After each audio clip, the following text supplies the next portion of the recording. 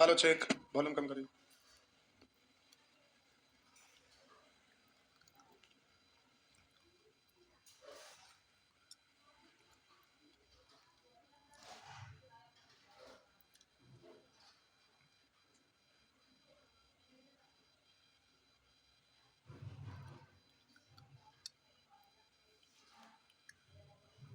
बयालीस नंबर पूछ रहे। नेचर थ्री नहीं, पहले आज नेचर वन बता रहे। प्रिया कुमारी बाबू, अभी हम नेचर थ्री पे नहीं आ रहे हैं। ये एक्चुअली एस आई ये सी आई पढ़ने के बाद सीखना है। सी आई या तो फिर परसेंटेज, ये दो चैप्टर पढ़ लेने के बाद आप इसको सीखिएगा तो समझ में आ पाएगा, नहीं तो कुछ भी नहीं पता चलेगा। जैसे एक एग्जाम्पल केवल दे रहे हैं, लिखा हुआ है ना, ये बता नहीं रहे, यहाँ से हट के हम बाहर आ रहे हैं। कह रहा है एक गेंद किसी ऊंचाई से गिराया जाता है तो वह पुनः 3/4 ऊंचाई तक उठ जाता है।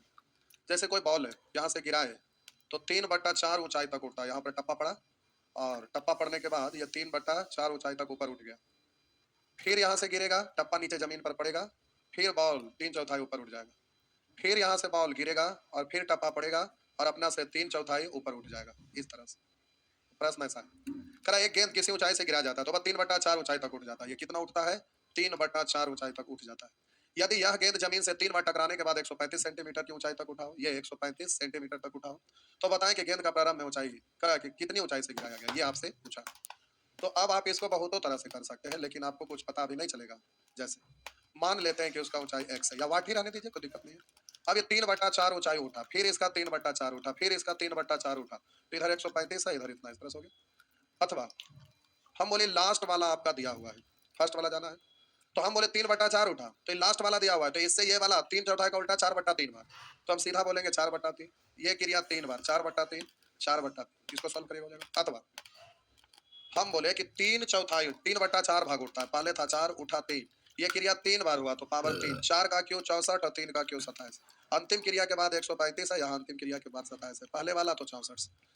तो अब 27 पंचे और इधर बोलेंगे 4 पंचे 20 के शून्य हासिल 2 और 6 पंचे 30, 2 32 यानी 320। तो हम बनाने के लिए केवल बना दिए, इससे आपको कुछ फायदा नहीं होगा। मैथ सीखा जाता है, बनाने के लिए तो एक ही चीज को आप अनेक तरीका से बना सकते हैं। तो बाबू अभी ये आपका नहीं होगा, 42 से बताना है, तो अभी इसको रोकते हैं। इसको अभी मतलब नहीं रखिए, बना दिया तो इससे क्या सीख, कुछ नहीं। तो ये समझ में आना चाहिए, केवल बनाने से नहीं होता, समझ में आना चाहिए कि क्या बता रहे हैं, ऐसा क्यों हुआ, काहे क्यों कैसे, ये जानना जरूरी है। केवल बना दिया तो वो अभी सीख गए, फिर भूल जाइएगा, माइंड में नहीं रहेगा। तो आइए मिक्सचर के लिए नेचर वन आपको बताना है। रियल में यह है मिक्सचर चैप्टर, और मिक्सचर में वो दूध निकाला पानी डाला, दूध निकाला पानी डाला, ये सब क्वेश्चन आपका नेचर थ्री में है। तो वो आपका अभी जैसे बॉल गिरा है 3/4 उठा, या पेड़ है जो हर साल बढ़ते चला जाता है, तो क्रिया के ऊपर क्रिया हो रहा है, तो ये चीज परसेंटेज में सीखना है या तो फिर सी आई में सीखना है। तो उसको उसी समय सीखेंगे, क्रिया के ऊपर क्रिया, तो ये समझ में आएगा, नहीं तो अभी कुछ भी नहीं पता चलेगा, खत्म हो जाएगा कोर्स, लेकिन सीख नहीं पाएंगे। तो आइए अब यहाँ पर आते हैं नेचर वन। छोड़िए, इसी में से एक क्वेश्चन निकालते हैं समझाने के लिए, लिखाएंगे तो कुछ होगा नहीं। आइए क्वेश्चन ढूंढते हैं जिससे समझाना आसान हो। आइए ये प्रश्न से समझाना प्यारे आसान, पहले समझ जाएंगे तो फिर बनने लगेगा। तो कह रहा एक कक्षा के 100 विद्यार्थियों, कह रहा एक कक्षा के 100 विद्यार्थियों की औसत आयु 46 वर्ष है। एक कक्षा के 100 विद्यार्थियों, विद्यार्थी मतलब होता है लड़का लड़की दोनों, का औसत भार 46 किलोग्राम है। कह रहा 100 विद्यार्थियों का औसत भार 46 किलोग्राम है। इनमें यानी उसी टोटल में 100 में, इनमें लड़कों का औसत भार 50 किलोग्राम तथा लड़कियों का औसत भार 40 किलोग्राम है। तो लड़कों की संख्या कितनी है? तो प्यारे ऐसे प्रश्न को एलिगेशन से बनाते हैं, ऐसे प्रश्न को एलिगेशन से बनाते हैं।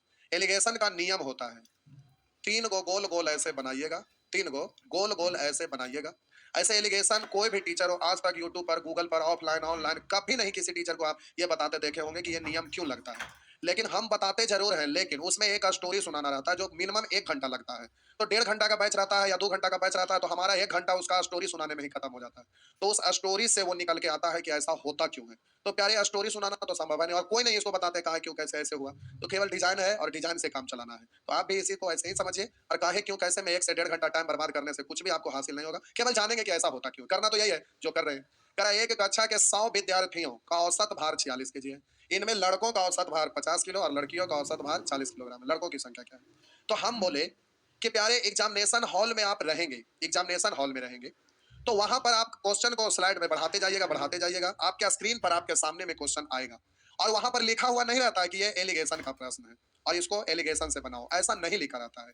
आप क्वेश्चन पढ़ना है और पढ़ने के बाद आपको समझना है कि ये एलिगेशन से बनने वाला है और एलिगेशन लगाएंगे वो बन जाएगा। लेकिन बात रहा कि कैसे पकड़ेंगे कि एलिगेशन है, तो पहले हम एक प्रश्न को बनाते हैं, उसके बारे में फिर हम डिटेल से समझाते हैं और जो हम बोलेंगे वही रूल होगा, उस रूल को फॉलो करिएगा तो फिर आपसे बनने लगेगा।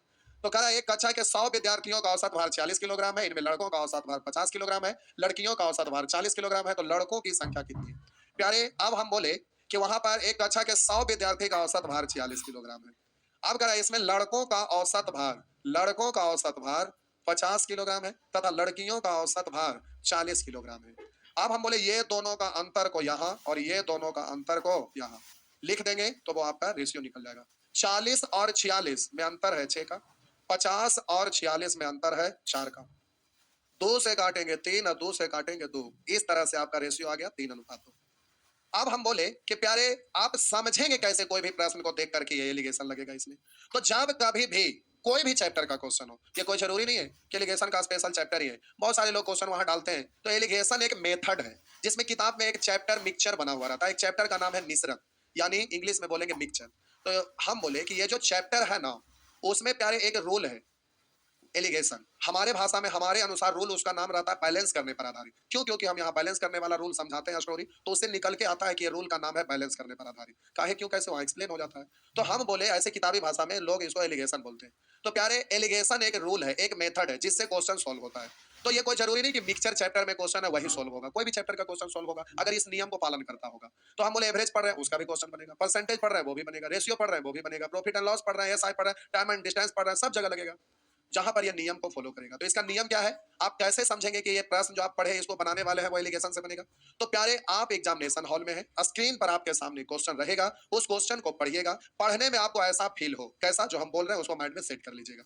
अगर आप क्वेश्चन पढ़ते हैं, पढ़ते में ऐसा फील हुआ कि आपका प्रश्न में 3 ग्रुप दिया हुआ है, प्रश्न में आपका 3 ग्रुप दिया हुआ है जिसमें 2 अलग अलग जाति का और एक दोनों को मिलाकर एक जाति का, अगर ऐसा दिखा तो आप समझ जाएंगे कि एलिगेशन का है। एक बार फिर से कैसे समझेंगे कोई भी प्रश्न को पढ़कर कि एलिगेशन से बनेगा। तो जब कभी भी कोई प्रश्न पढ़ते हैं और वो 3 ग्रुप में दिखाई दे देता है तो आप समझेंगे कि वो एलिगेशन है। अब हम बोले उसमें 3 ग्रुप में से 2 ग्रुप अलग अलग जाति का रहेगा और एक ग्रुप दोनों को मिलाकर एक जाति का रहेगा। अगर ऐसा रहेगा तो वो एलिगेशन होगा। या दूसरों शब्दों में आप कह सकते हैं कि 3 टुकड़ा आपको दिखाई देगा जिसमें 2 टुकड़ा अलग अलग जाति का और तीसरा टुकड़ा दोनों को मिलाकर एक जाति का। अगर ऐसा हुआ तो ऐसे प्रश्न को आप एलिगेशन से बनाएंगे, हर हाल में एलिगेशन से बनाएंगे।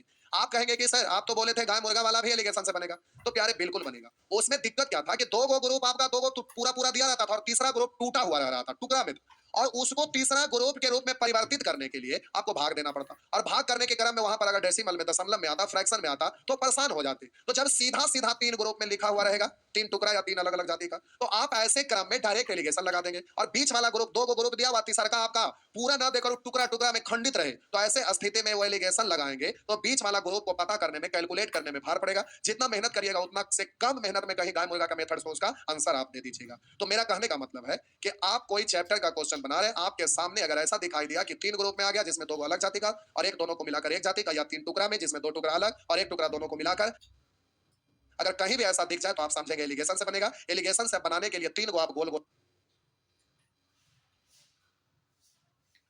जिसमें 2 को जो टुकड़ा होगा उन टुकड़ा को ऊपर में लिख दीजिएगा, या 2 को अलग अलग जाति का होगा उसको ऊपर में लिख दीजिएगा। जैसे यहाँ एक लड़का का है एक लड़की का है, दोनों अलग अलग जाति का है तो ऊपर में हम लिख दिए पहले लड़का तो बाद में लड़की, अगर पहले लड़की तो बाद में लड़का। जिसको पहले लिखिएगा रेशियो भी उसी का पहले निकलेगा। लड़का को पहले लिखिएगा तो लड़का का रेशियो पहले आएगा, लड़की को पहले लिखिएगा तो लड़की का पहले रेशियो आएगा। तो आप किसी को भी लिखिए, जिसको भी लिखिए उसका रेशियो आ जाएगा। तो हम बोले कि प्यारे आपको 2 को टुकड़ा रहे या 2 अलग अलग जाति का रहे उसके ऊपर में लिख दीजिएगा, और एक दोनों को मिलाकर एक जाति का या एक दोनों टुकड़ा को मिलाकर एक जाति का एक साथ रहे तो उसको हमेशा बीच में लिखते हैं। औसत वैल्यू, इन दोनों का औसत वैल्यू रहता है इसलिए वो बीच में रहेगा। हम बोले एक बड़ा है एक छोटा है और दोनों को मिलाइएगा तो जाहिर सी बात है कि उसका वैल्यू बीच का आएगा। जैसे हम बोले कि कहीं पर लिखा रहेगा 20 और कहीं लिखा रहेगा 10, तो इन दोनों का औसत क्या होगा, तो बीच में होगा। 20 10 30 में 2 से भाग देंगे तो 15। तो हम बोले कि इसका न्यूमेरिकल वैल्यू बीच में होगा, एक से छोटा होगा एक से बड़ा होगा, क्योंकि दोनों को मिलाकर एक जाति का जो आ रहा है प्यारे दोनों को मिक्स होकर ही तो आ रहा है। तो जाहिर सी बात है कि दोनों मिलाकर औसत है, यानी इन दोनों में से एक से छोटा होगा एक से बड़ा होगा, यानी दोनों मिलाकर एक जाति का होगा, या दोनों टुकड़ा मिला के जो एक बनेगा वो हमेशा उसका न्यूमेरिकल वैल्यू बीच में ही होगा, तो उसको हमेशा बीच में लिखेगा। कहने का मतलब ये एक से छोटा होगा और एक से बड़ा होगा। हर हाल में बीच वाला एक से छोटा होगा एक से बड़ा होगा, किसी भी एक से छोटा होगा किसी एक से बड़ा होगा। और जो बीच में यानी एक बड़ा एक छोटा, हम किसी से बड़ा किसी से छोटा यानी औसत वैल्यू बीच में है तो उसको बीच में लिखिएगा। कभी-कभी क्वेश्चन पढ़ते हैं तो ये पता नहीं चलता कि किसको कहां लिखूं, तो उसका न्यूमेरिकल वैल्यू यानी जो डिजिट दिया रहेगा उससे पता चल जाता है कि जो बीच में जिसका वैल्यू पड़ रहा है बीच में होगा, एक बड़ा छोटा को ऊपर ये लेफ्ट राइट लिखिएगा। कभी-कभी एग्जाम में क्वेश्चन आपका गलत रहता है जिसमें ये वाला वैल्यू बीच में आएगा ही नहीं, और जब नहीं आएगा तो उसमें माथा पेची नहीं लगाना है कि ऐसे आंसर नहीं आया क्या करूं, कुछ नहीं, वो आंसर गलत है, क्वेश्चन ही गलत है, क्योंकि हर हाल में ये बीच में औसत है तो रहेगा ही। अगर ऐसा नहीं है तो समझ जाइएगा क्वेश्चन गलत है, उसमें उलझने की कोई जरूरत नहीं। तो हम बोले एक जगह लड़का का लिख दिए, एक जगह लड़की का लिख दिए, वो दोनों को मिलाकर यानी विद्यार्थी का लिख दिए। लड़का लड़की को मिलाते हैं तो प्यारे विद्यार्थी कहलाता है। एक लड़का अलग जाति का, लड़की अलग जाति का, दोनों को मिला दिए तो विद्यार्थी हो गया। तो कह रहा है एक कक्षा के 100 विद्यार्थियों का औसत भार 46 किलोग्राम, यानी लड़का लड़की दोनों बीच वाला। कह रहा है इनमें लड़कों का औसत भार 50 किलोग्राम, लड़कियों का औसत भार 40 किलोग्राम। अब बोले कि बीच वाला को बीच में, एक लड़का एक लड़की अलग अलग जाति का अलग अलग लिख दिए। अब हम बोले इन दोनों का अंतर को यहाँ, इन दोनों का अंतर को यहाँ, इस तरह से रेशियो निकल गया। अब बात रहा कि रेशियो आया तो किसका, तो प्यारे औसत लेता भी है रेशियो यूनिट का और देता भी है यूनिट का। जैसे पूरे ग्रुप या शेष ग्रुप पढ़ रहे थे तो आप देख रहे थे कि ऊपर में जो भी रेशियो लिखते थे वो यूनिट का लिखते थे, यानी औसत यूनिट का रेशियो लेता है और यूनिट का रेशियो देता भी है। तो एलिगेशन से यूनिट का रेशियो आएगा, तो कहेंगे सर यहाँ पर यूनिट क्या है, तो लड़की का भार है 40 केजी, तो 40 केजी सभी का नहीं है, प्रति लड़की है, यानी इसको पढ़ेंगे तो 40 केजी प्रति लड़की, 50 केजी प्रति लड़का, 46 केजी प्रति विद्यार्थी, यानी लड़का लड़की विद्यार्थी यानी संख्या लास्ट यूनिट, तो हम बोले कि 40 केजी प्रति लड़की। तो हम बोले यूनिट ये पूरा है, लेकिन हम बोले लास्ट वाला यूनिट का रेशियो आता है, तो लड़की है तो ये लड़का लड़की मतलब संख्या का रेशियो आएगा। तो अब ये संख्या का रेशियो निकल गया, लड़का की संख्या 3, लड़की की संख्या 2, और उधर का कक्षा में कुल 100 विद्यार्थी हैं, तो इसको तुलना कर लीजिए, 3 2 5 से निकालना है, उसको गुना कर लीजिएगा। लड़कों की संख्या कितनी है तो प्यारे 3 से गुना कर दीजिएगा, 5 से काटिएगा 20 बार में, तो ये आपका हो जाएगा 20 या 60। इस तरह से आप आंसर दे सकेंगे, तो इस तरह से प्यारे बन जाएगा। आइए आगे बढ़ते हैं, आइए अब शुरू से देखते चलते हैं।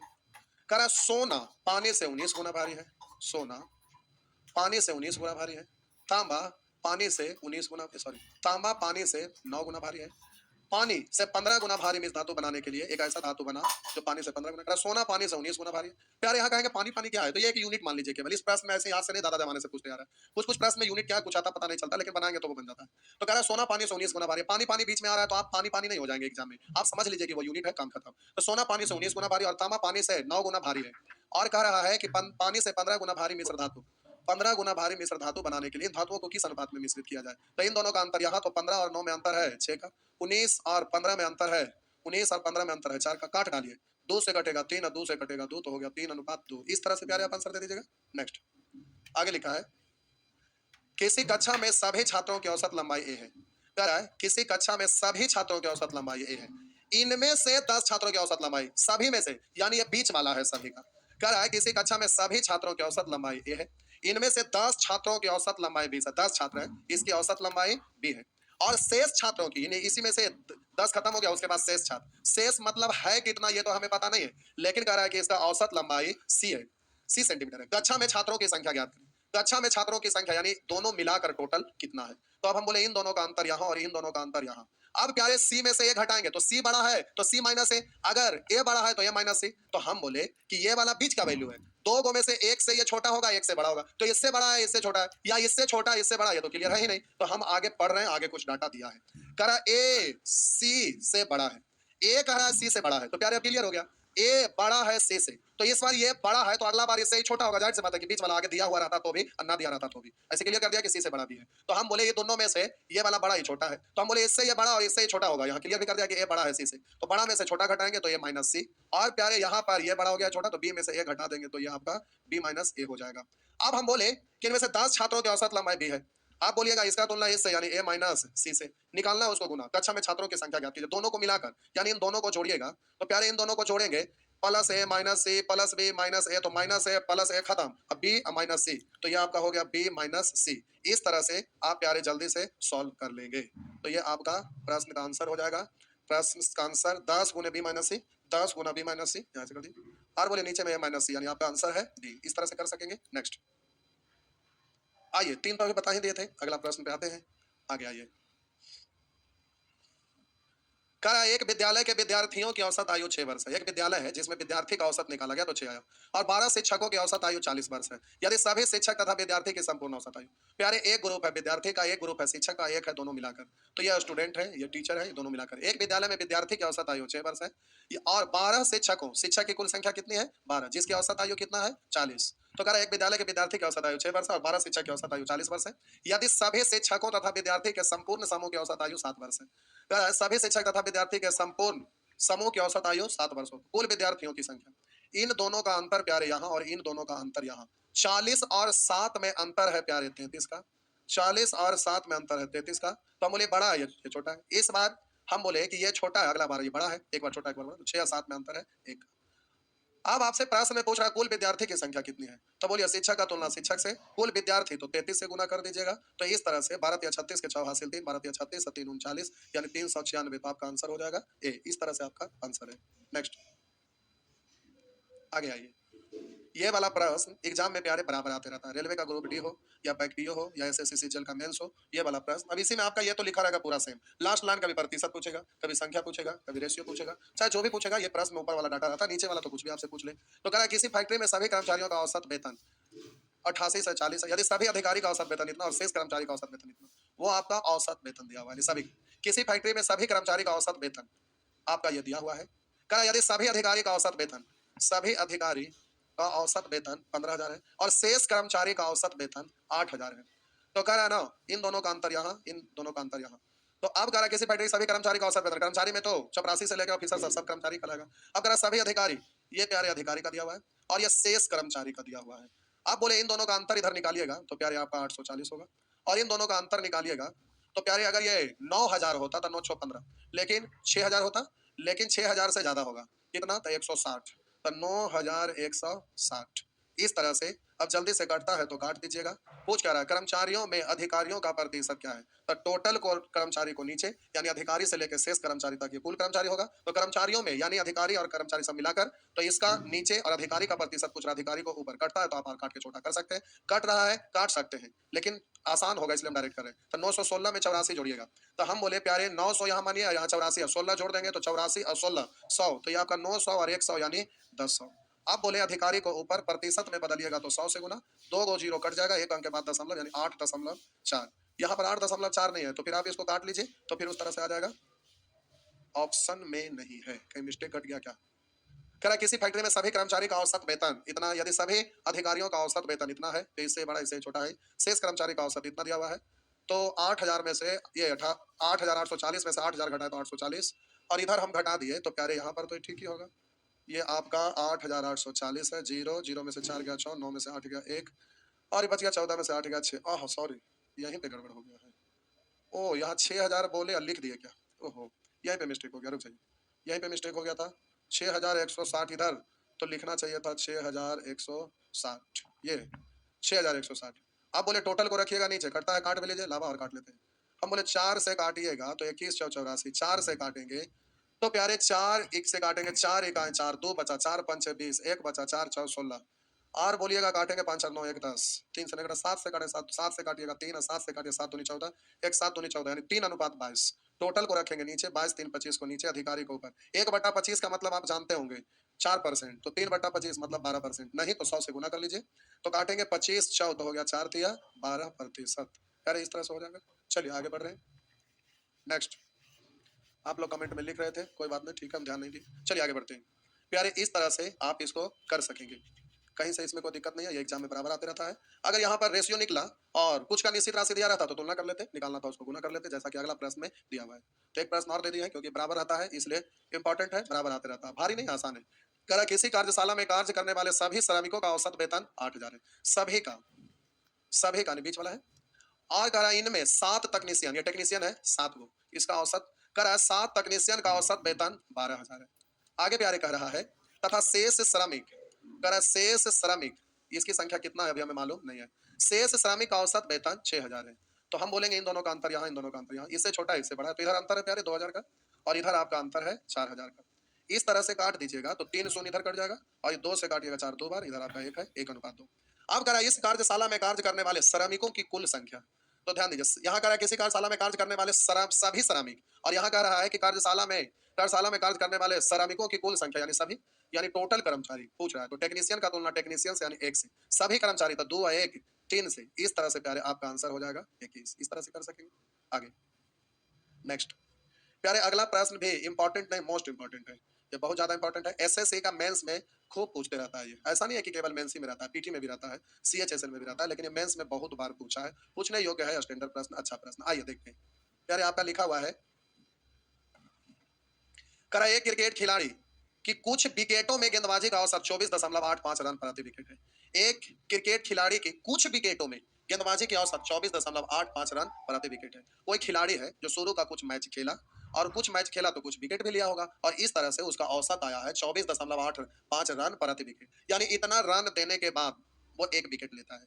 करा इतना रन प्रति विकेट यानी 24.85 रन वो देता है तो एक विकेट गिराता है। तो ये बहुत अच्छा प्रदर्शन नहीं है, बहुत अच्छा नहीं खेल रहा है, नया नया खिलाड़ी होगा, अभी एक्सपर्ट नहीं है। आगे करें, उसने 52 रन पर 5 विकेट लेकर गेंदबाजी की औसत 0.85 रन कम कर ली।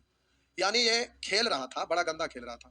24.85 रन प्रति विकेट। प्यारे यूनिट हम लिख दे रहे हैं यहाँ। यूनिट लिखने का वजह है कि हमें आपको यहाँ विशेष समझाना है, इसलिए यहाँ पर लिख देते हैं। कोई ये खिलाड़ी है जो 24.85 रन देकर करा एक विकेट लेता है, यानी इतना रन प्रति विकेट, यानी इतना रन देने के बाद एक विकेट लेता है। अब हुआ क्या कि करा उसने 52 रन पर 5 विकेट लेकर गेंदबाजी की औसत 0.85 रन कम कर ली। अब ये खिलाड़ी खेल रहा था, अच्छा प्रदर्शन नहीं था, इतना रन देकर एगो विकेट ले रहा था। दर्शक जो था, ऑडियंस, देखने वाले दर्शक, वो दर्शक गुस्सा गया, सब जूता चप्पल फील्ड में फेंकना शुरू कर दिया इस खिलाड़ी के ऊपर। अब वो खिलाड़ी एकदम मूड में आ गया, गुस्सा में आ गया, बोला कि चलो रुक, खेल के दिखाते हैं। और गुस्सा में खेलने लगा। तो यहाँ पर कह रहा है कि उसने 52 रन देकर 5 विकेट गिरा दिया। मात्र 52 रन दिया और 5 विकेट गिराया। ऊपर में रन, नीचे विकेट, यानी इतना रन, बट्टा का मतलब प्रति विकेट। ऊपर में रन है, नीचे में विकेट है, तो बट्टा को प्रति पढ़ते हैं, यानी 52 बट्टा 5 मतलब काट दीजिएगा। तो अब इसको काटिए, ऊपर नीचे 2 से गुना कर लिए, दशमलव देना आसान रहेगा। 2 से गुना करेंगे 10 और 2 से गुना करेंगे 104, एक अंक के बाद दशमलव, 52 दूनी 104 हुआ बउआ, तो एक अंक के बाद दशमलव, तो इतना हो जाएगा। तो बोले कि इस बार गुस्सा में खेलने लगा तो 52 रन देकर 5 विकेट लिया, यानी 10.4 रन प्रति विकेट। इतना रन प्रति विकेट, यानी पहले की अपेक्षा अच्छा खेला। तो अब पहले वाला और अब वाला सभी का एक साथ औसत निकालेंगे तो औसत में पहले की अपेक्षा सुधार होगा। ज्यादा रन देकर पहले विकेट गिराता था, अब कम रन देकर विकेट गिरेगा। अब इन दोनों को एक साथ जोड़ेंगे तो औसत में थोड़ा सुधार हुआ। तो वही कह रहा है कि 52 रन देकर 5 विकेट लेकर गेंदबाजी का औसत 0.85 रन कम कर ली। तो हम बोले इसको इसमें मिलाया तो पहले वाला का ना औसत में सुधार हुआ, एक साथ शामिल हुआ तो सुधार हुआ। पहले भद्दा खेल रहा था, खराब खेल रहा था, तो औसत ये, अब इसको ऐड कर दिया तो औसत सुधार हुआ 0.85, इसमें सुधार हो गया 0.85, तो ये बच गया 24 रन प्रति विकेट। अब हम बोले प्यारे इन दोनों का अंतर यहाँ और इन दोनों का अंतर यहाँ। अब इधर निश्चित राशि यहाँ पर हम लिख देते हैं। इसमें कितना रन दिया था, 12 रन। कितना विकेट लिया था, 5 विकेट। जरूरत पड़ेगा तो इस निश्चित राशि को यूज करेंगे, लेकिन यहाँ रन प्रति विकेट यानी लास्ट यूनिट विकेट है, यानी उसकी संख्या है, तो ये विकेट की संख्या का रेशियो आएगा। विकेट विकेट की संख्या का प्यारे विकेट की संख्या, हम बोले प्यारे ये विकेट की संख्या है, विकेट की संख्या है। तो आप बोलेंगे यहाँ और यहाँ का अंतर निकालिएगा, इधर इधर का अंतर निकालिएगा, तो इधर आपका हो गया 0.85 और इधर प्यारे आप अंतर निकालिएगा तो ये दशमलव के बाद एगो जीरो देंगे तो कोई फर्क नहीं पड़ेगा। तो अब हम बोले कि 10.40 इसमें से घटाइएगा। पहले 10 घटाइएगा तो 14, 0.40 घटाएंगे तो प्यारे 13.6। जीरो लिखिए, लिखना लिख दीजिए, नहीं लिखना मत लिखिए। बोलिए दशमलव हटाएंगे तो ये भी 2 अंक के बाद, ये भी 2 अंक के बाद, दशमलव से दशमलव खत्म। 17 8 36 और 17 पंचे 85 और 5 से काटेंगे 16, यानी इधर हो गया 1, 16:1। अब बोलिए प्रश्न में कह रहा मैच के अंत तक उसने कितने विकेट लिए, कह रहा मैच के अंत तक उसने कितने विकेट लिए। तो प्यारे इधर है 5 विकेट और इसका 1 है। मैच के अंत तक यानी टोटल तो 16 1 17 से गुना किए, तो इस तरह से 17 पंचे 85। तो अभी तक वो जितना भी मैच खेला है वो सभी मैच मिलाकर अभी तक जितने भी मैच खेला उन सभी मैच के अंत तक अभी तक वो कितने विकेट लिया है, तो प्यारे इस तरह से टोटल विकेट की संख्या 85 आ गया। बस इस तरह से हो जाएगा। आगे अब प्यारे इधर सब प्रतिशत के रूप में आ गया, सब प्रतिशत के रूप में आ गया, कोई बात नहीं, आइए देखते हैं। आइए इस प्रश्न को बताएंगे ना तो समझने में आपको भाषा से रुकावट होगा। आइए पहले एक प्रश्न ढूंढते हैं वैसा जिससे आपको समझ में आए। आइए पहले देखते हैं एक प्रश्न जिससे आपको समझ में आए। तो ये प्रश्न पे आइए, और ये इंपॉर्टेंट ही नहीं है, मोस्ट इंपॉर्टेंट है। एग्जाम में बराबर सेम प्रश्न आएगा, सेम प्रश्न बराबर आते रहता है। देखिए दो घड़ियों का कुल मिलाकर क्रय मूल्य 3000 है। 2 घड़ियों मिलाकर कुल क्रय मूल्य 3000 रुपया है। एक घड़ी को 15% लाभ, ये घड़ी और ये दूसरी घड़ी है। एक घड़ी को 15% लाभ। प्यारे ऐसा प्रश्न में ना अक्सर लोग कंफ्यूजन में आ जाते हैं, आप भी कंफ्यूजन में एग्जामिनेशन हॉल में आ जाएंगे, इसलिए कि हम बोले 3 ग्रुप में होना चाहिए तो एलिगेशन है। लेकिन प्यारे अभी इस प्रश्न को देख रहे हैं तो यहाँ पर 2 ही ग्रुप दिख रहा है, तीसरा ग्रुप तो है ही नहीं। तो ऐसे प्रश्न में उलझ जाते हैं कि आखिर बनेगा कैसे। तो आपको पकड़ में आना चाहिए कि एलिगेशन है, तो ऐसे प्रश्न को पकड़ने में समस्या है तो कोई बात नहीं, ऐसा प्रश्न 2 4 5 तरीका से बन जाता है। जब प्रॉफिट एंड लॉस पढ़िएगा उसका कंसेप्ट बताएंगे तो प्यारे ये सब क्वेश्चन को आप 2 4 5 तरीके से बना पाइएगा मिनिमम, तो फिर कोई परेशानी नहीं होगा। ये पकड़ा या ना पकड़ा, ये एलिगेशन समझ में आए या ना आए, अरे इससे ना समझ में आए कोई दूसरा तरीका से होगा लेकिन होगा। तो आइए देखते हैं। 2 घड़ियों का कुल मिलाकर क्रय मूल्य 3000 है, ये निश्चित राशि दिया हुआ है। करा एक घड़ी को 15% लाभ पर और दूसरी घड़ी को 10% हानि पर। दूसरी घड़ी को 10% हानि पर बेचने से पूरे माल में न लाभ होता है न हानि। न लाभ न हानि, यानी 0% लाभ या 0% हानि बोलिए। न लाभ हुआ न हानि, जैसे को तैसे, जो था आपके पास वही रह गया। तो हम बोलेंगे 0% लाभ या बोलेंगे 0% हानि। अब प्यारे इन दोनों का अंतर यहाँ और इन दोनों का अंतर यहाँ, इसमें यही तीसरा ग्रुप नहीं दिया हुआ जिसके कारण परेशान हो जाते हैं। तो -10 और 0 में अंतर है प्यारे 10 का, और इधर 15 और 0 में अंतर है 15 का। काटिएगा तो 5 दूनी 10 और 5 तिया 15। अब ये रेशियो जो आया, यहाँ पर समस्या है। ये जो रेशियो आया वो किस चीज का आया? क्रयमूल्य का, यानी कॉस्ट प्राइस का। कहिएगा कि सर वो तो 10% 15% दिया हुआ था जो, तो समझिए प्यारे, अगर कहीं पर लिखा हुआ रहेगा 15% लाभ, इसका मतलब क्या होता है पहले ये समझिए। कहीं पर अगर लिख दे 15% लाभ, आप परीक्षा दिए और परीक्षा देकर आए, पापा पूछ लिया बाबू कितना परसेंट अंक प्राप्त हुआ, तो आप बोले कि 99.99%। तो किसका 99.99%? तो पूर्णांक का। तो हम बोले कि प्राप्तांक जो होता है वो पूर्णांक का होता है। कितना परसेंट अंक, यानी कुल पूर्णांक का 60%, तो पूर्णांक का 60%। वैसे ही प्रतिशत किसी न किसी का होता है, वो अकेला कभी भी नहीं होता है। हम बोले आयु में 10% वृद्धि हुआ, किसका आयु में 10%? जो मूल्यमान था उसमें वृद्धि, जो आपका आयु है उसमें 10% वृद्धि। तो प्रतिशत किसी न किसी का होता है, वो अकेला कभी नहीं होता। तो कहीं पर लिखा रहेगा 15% लाभ, इसका तात्पर्य क्या होता है? क्रयमूल्य का 15% लाभ। 15% लाभ किसका? 15%। तो क्रयमूल्य का 15% लाभ। कहेंगे कि सर यहाँ यूनिट का कुछ दिख रहा है, कोई बात नहीं। यूनिट का मतलब लास्ट यूनिट जो बट्टा में आता है। जैसे कहीं किलोमीटर प्रति घंटा दिया हुआ है, तो इसको आप लिखते हैं किलोमीटर प्रति मतलब बट्टा और घंटा। तो लास्ट पूरा तो यूनिट है, लेकिन लास्ट यूनिट यानी जो बट्टा में आता है वो आपका यूनिट, उसका रेशियो यहाँ पर आता है। तो हम बोले कि क्रयमूल्य का 15% परसेंट हटाएंगे बट्टा 100। तो प्यारे यहाँ यूनिट कुछ नहीं दिया हुआ था, लेकिन परसेंट सिंबल है, इस सिंबल को हटाएं तो बट्टा में 100 आया। जो बट्टा में आया सबसे लास्ट वही है, और जो लास्ट है वही आपका यूनिट है, उसी यूनिट का रेशियो निकलेगा। तो ये जो का लगा हुआ है इसके बगल में वो क्रयमूल्य के बदले आया हुआ है, यानी बट्टा में जो 100 है वो क्रयमूल्य के लिए है। तो 100 और क्रयमूल्य बात बराबर है। तो बट्टा वाला है जो यूनिट है, और बट्टा वाला क्रयमूल्य के बदले आया हुआ है, यानी यूनिट क्रयमूल्य का है। इसलिए यहाँ पर रेशियो आपका क्रयमूल्य का ही निकलेगा। अब प्यारे ये रेशियो आपका क्रयमूल्य का निकल गया। अब हम बोले कि जरा गौर करिएगा, पूछ रहा है घड़ियों का क्रयमूल्य, जबकि कुल मिलाकर कह रहा है कि दो घड़ियों का कुल मिलाकर क्रयमूल्य 3000 है। दो घड़ियों का मिलाकर कुल क्रयमूल्य 3000 है, और यहाँ पर दो घड़ी मिलाकर कुल क्रयमूल्य प्यारे 3 2 5 है। आपसे प्रत्येक घड़ी का पूछ रहा है, तो बारी बारी से गुना करिएगा। तो एक बार 2 से तो 6 दूनी 12 पर 2 शून्य यानी 1200। एक बार 3 से गुना तो 4 18 पर 2 शून्य 1800, यानी 1200 और 1800, यानी आंसर बी हो जाएगा। इस तरह से प्यारे ये समझ में आया। तो अब हम बोले कि यहाँ पर प्रतिशत के रूप में रहे तो उससे चिंता करने की कोई आवश्यकता नहीं है। अब प्यारे आपका यहाँ से क्वेश्चन था, आइए यहाँ लिखा हुआ है, किसी शहर की जनसंख्या 8000 थी। किसी शहर की जनसंख्या 8000 थी। अब बोले कि वहां पर क्रयमूल्य था, तो हम बोले 10% लाभ, लाभ और 5% आने, या 10% आने, 12% आने, या 20% लाभ, 30% लाभ, 25% लाभ। तो हम बोले लाभ का रेशियो नहीं निकलता था क्रयमूल्य का। तो यहाँ पर कह रहा है कि किसी शहर की जनसंख्या 8000 यानी पहले थी। एक वर्ष में पुरुष की संख्या में 10% और स्त्री की संख्या में 8% की वृद्धि हुई। तो ये प्रतिशत वृद्धि हुआ है, तो ये आपका वृद्धि के बाद का नहीं है। अगर वृद्धि का बाद होता तो उधर 10% लाभ का मतलब विक्रयमूल्य हो जाता, लाभ पर विक्रयमूल्य होता। तो हम बोले कि 10% लाभ का मतलब किसका? 10% लाभ क्रयमूल्य का। उसी तरह से किसी शहर की जनसंख्या 8000 थी, एक वर्ष में पुरुष की संख्या में 10% की वृद्धि हुई। कौन से पुरुष में? पहले वाला में, यानी ये जो रेशियो आपका निकलेगा पहले का ही निकलेगा। और कह रहा है स्त्रियों की संख्या में 8% की वृद्धि हुई, लेकिन जनसंख्या में 9% की वृद्धि हुई। कुल जनसंख्या में 9%। इन दोनों का अंतर यहाँ, इन दोनों का अंतर यहाँ। 8 और 9 में अंतर है 1 का, इधर 10 और 9 में अंतर है 1 का। कोई बात नहीं, 1 1 2 निकालना उसको गुना। पुरुषों की संख्या तो इधर 2 से काटेंगे 4, इस तरह से आंसर हो जाएगा 4000। तो प्यारे आज भर इतना ही छोड़ देते हैं। अगला क्लास है 9 से हम लोग सीखेंगे। इधर परसेंटेज है, बनाकर देखिएगा, बन गया तो ठीक है, नहीं बना तो भी ठीक है। चलिए आज भर इतना ही। Good night.